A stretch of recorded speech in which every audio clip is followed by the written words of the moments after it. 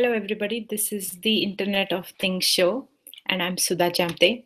I'm the author of IoT Disruptions. I'm crazy about everything related to Internet of Things.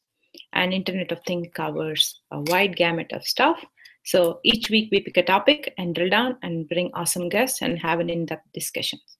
And today's topic is connected paper. And thank you for everybody who's been viewing and hanging around with me because we've had difficulty connecting the guests, and one of them or two of them are from Razorfish, Germany, staying up late to connect with us. And we have David Cole from San Francisco as the other guest. And I'm trying to get both of them into the show, and Google Plus is not letting me add them somehow. They're just getting invite as viewers. So I'm waiting for getting them here one more round. And I'm just going to tell you what this show is about while you wait. And if I can't get them, I'll have to reschedule. I'm not going to keep talking about this topic. So we thought paper was something that's becoming obsolete, and we're switching to awesome devices and electronics everywhere in our life. But David belongs to the group of people. Actually, he's one of the visionaries in that space who believes that real learning comes from notebooks, from writing our thoughts out and drawings and actually making models with our hands, and all that can just go away to an app in the device, staring at the device. Even if we say it's interactive, it's not really that interactive when you make models out of it. And so he actually at least I got introduced to him with the concept of notebook circuiting, and now he's taken it to great low levels. So he'll be telling us in a few minutes if he's able to join us, hopefully.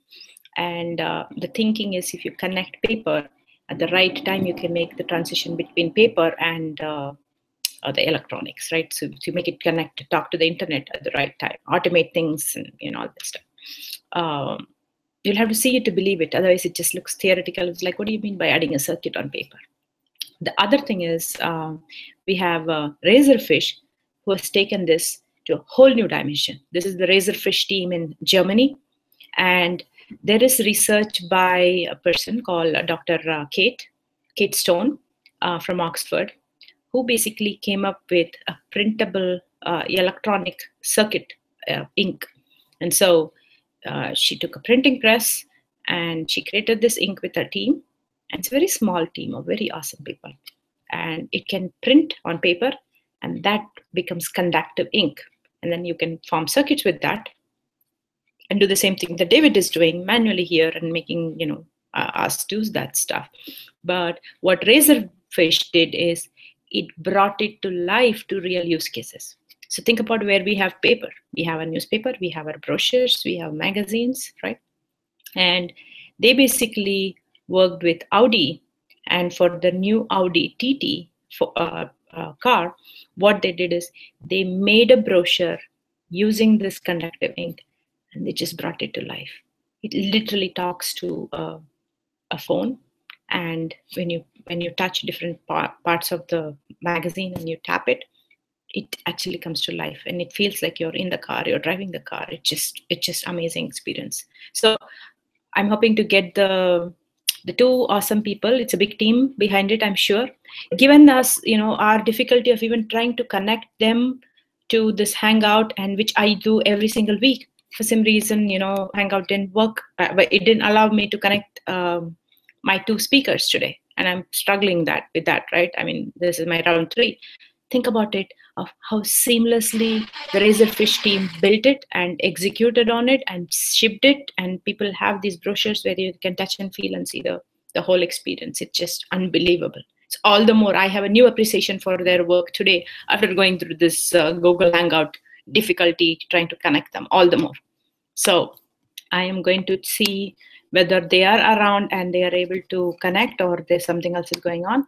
Otherwise, I will have to reschedule this to have them in the conversation, because I just think it won't be the same if I just